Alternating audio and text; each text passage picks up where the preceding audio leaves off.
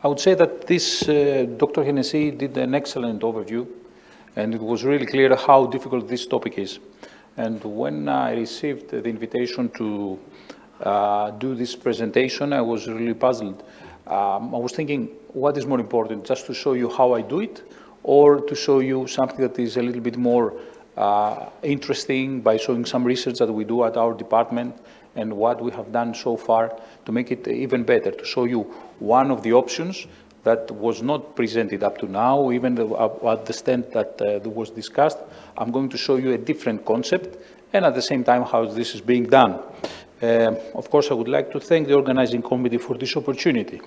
More or less, Dr. Hennessy did an excellent overview. We know that we have a lot of these strictures, especially if you are a referral center. You get a lot of these cases that you have to take care of either surgically or with a minimally invasive approach.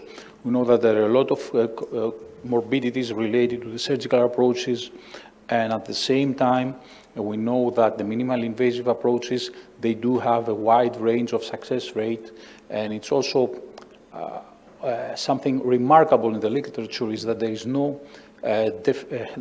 a precise definition what is the success. You will see different types of measuring the success, the different definitions. There can be technical success, there can be the long-term success that is being considered, the patency rate, and so on. So there is a confusion in this, and what is important is that what you can really provide to the patient is a good option, the minimally invasive approach with the dilation of the ureter, but how we can improve the outcomes, which we really know that they are not very good, and in comparison to the surgical approaches, there is a significant lack in success. So what is the idea on this?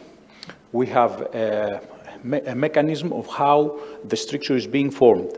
What we know, the stricture is collagen-rich, is collagen-rich connective tissue. There are fibroblasts, there are smooth muscle cells, and there is an excess of type 3 collagen in comparison to type 1 collagen. Usually, type 1 collagen is more in the ureter in comparison to type 3. So we have the smooth muscle cells that they are responsible for producing this excess in collagen, and these smooth muscle cells should be inhibited in proliferation and collagen production in order to reduce the restenosis rates in the balloon dilation of the ureter. One of these drugs is paclitaxel. So the concept is that we use a drug on the balloon in order to reduce the restenosis rates. And this is exactly what the interventional radiologists do. And the interventional radiologists and cardiologists, they use these drug-coated balloons to do exactly the same as we could do in the ureter in order to reduce the restenosis rates. So they use the balloon, they dilate the stricture in the vessel, they use the drug-coated balloon, they release the drug so they don't get restenosis. It's something very common and they have quite a lot of experience. Why not to use that also for urology? And the important is that we don't leave a stent because you don't leave a foreign material at the site. So in our university, considering this concept, we did some experimental studies. We have done similar studies also for the urethra. And also we're running, and it's very successful also in the urethra, the drug-coated balloons with paclitaxel. We wanted to find out if we could pass the drug from the urothelium to the smooth muscle cell barrier. And this was, experiments in the animals showed us that we could do that. And we started a pilot study, also in cooperation with our interventional radiologists. And we included mostly cases of intrinsic strictures of the ureter and benign strictures, of course, transplantation cases, ureteroenteric anastomosis cases, cases of iatrogenic injury of the ureter, and so on. And this is one of the cases.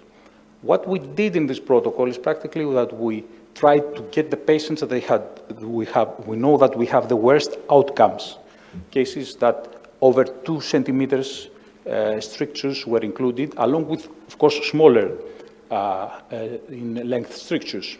So you see a case after a stone, Impacted stone, we had a stricture, there was dilation. We checked also if the kidney was obstructed with the diuretic scintigraphies, and it seemed to be working. This was one of the first cases that we had.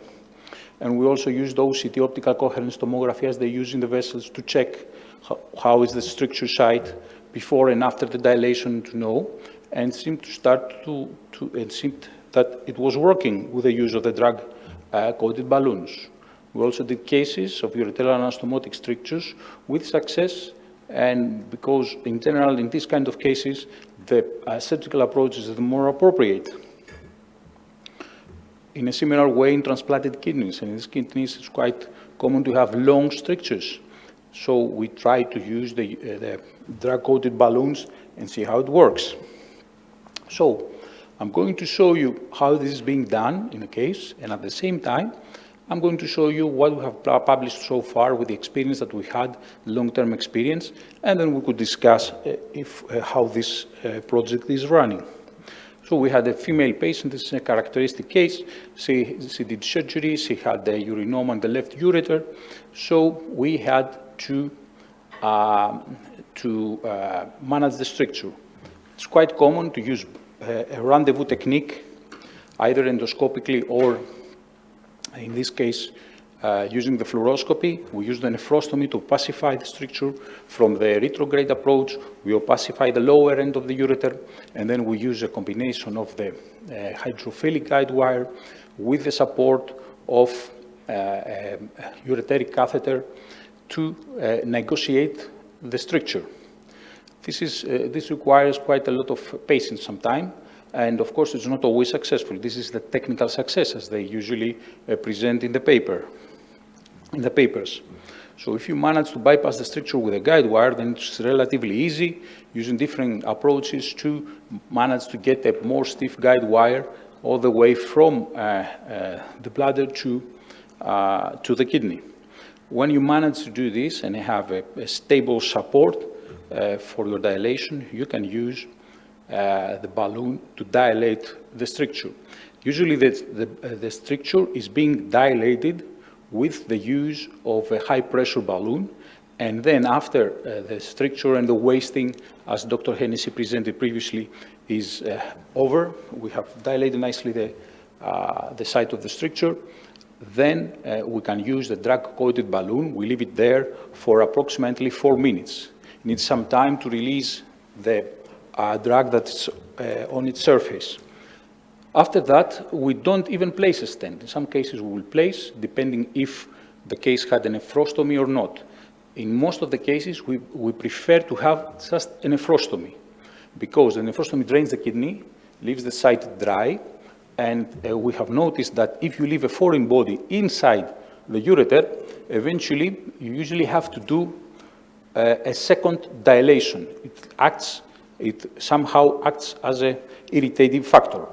And this is our first study with a long-term follow-up with cases that have been followed up at a mean time of 36 months, and the lesion length was, the mean lesion length was 4 centimeters. This was a diverse type of cases, but it worked, and it seems that we had the failures that we had after 1 year. Sometimes you need several dilations. Up to 3 dilations were done for this specific protocol. 12% of the patients, after 1 year of follow-up, they didn't have their obstruction alleviated. Regarding the complications in general, were very limited. We had 1 case of pyelonephritis that was directly related to these approaches. Of course, you can do exactly the same by bypassing the stricture in an endoscopic way. This is another protocol that we are running. What we do is we bypass endoscopically the strictures. We do the ureterotomy. After that, we do a balloon dilation with a drug-coated balloon so that we reduce the stenosis cases. It will take some time in order to be sure that this is going to work and has better outcomes than just the ordinary ureterotomy. You see, this is a case that we have placed, we negotiated the stricture, we have placed the guide wires, and now we try with the scope over the guide wire to bypass the stricture. This is another type of doing the recanalization of the ureter. Of course, this stricture is more or less at the level of the UPJ. We'll do laser cutting at the level of the fibrotic tissue and the stricture. Some people do different incision, different sides of the ureteral wall if it's a circular fibrotic lesion. Otherwise, you can just cut at the sides of the fibrotic lesion. Usually you have to go all the way to the periureteral fat in order to be successful in this. But adding the drug-coated balloon, it seems that it works. We'll need more data to be sure that it's better than doing just the ureterotomy by its own. Of course, in this kind of ureteral recanalizations with the combination of a retrograde and undergrade approach, you might need some additional, some improvising, some different approaches. Not all these type of strictures is easily managed, and this improvising is shown in this video. We have a case that the ureter was patent, but the ureteral orifice was completely strictured after surgery. So what we did, we used a guide wire from the nephrostomy just to show exactly on the bladder where the ureteral orifice is, and we used the laser by the retrograde approach to cut through to the ureteral orifice. These are different ways of how you are going to do it, of the ureteral recanalization, but I think also the drug-coated balloon is another concept that's very interesting. In fact, the drug-coated balloon we have specific drug-coated balloons for managing the urethral stricture, which is another interesting point for using these devices. These are more or less the drug delivery devices at the site of the stricture. You see here again how this is developing, and eventually you have,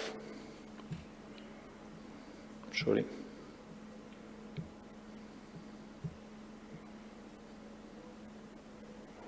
I think this, anyway. So more or less these were my thoughts about how to do the ureteral recanalization. And I think the concept of drug-coated balloons seems to be interesting.